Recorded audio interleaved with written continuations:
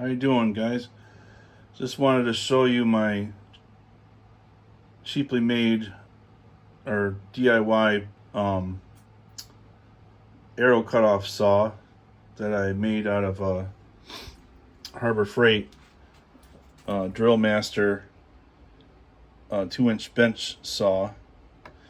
It doesn't have a lot of RPMs, so when you cut your arrows, you got to put a little bit of piece of painter's tape on there. But the way I've got it set up, I've bolted it to a piece of 1/2-inch plywood here, and then I got a 1x4 that I cut shorter than the arrows that I'm ever gonna cut anyways, and then I took a yardstick and cut that to length and bolted it down here, and where this stops I just cut it and then kept on going. That way I have clearance for my fletchings when I go to cut the arrow. So basically you set your arrow in there. Oh, and I got these magnetic strips I glued on the rest of the plywood. And I got a couple washers on this block of wood. You set that down so you get your length. You clamp it down, and then you make your cut. And after you make your cut, I got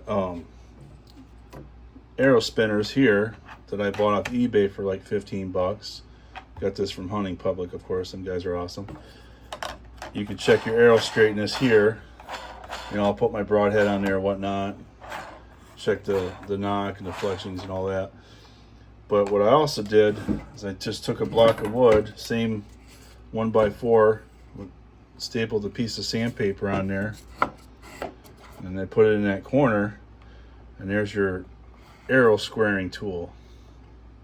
So you put your arrow back in the spinner, and then you sand off the burrs and whatnot.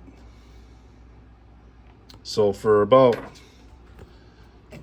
I would say under 50 bucks, if you got some scrap wood laying around like this, you can buy the saw.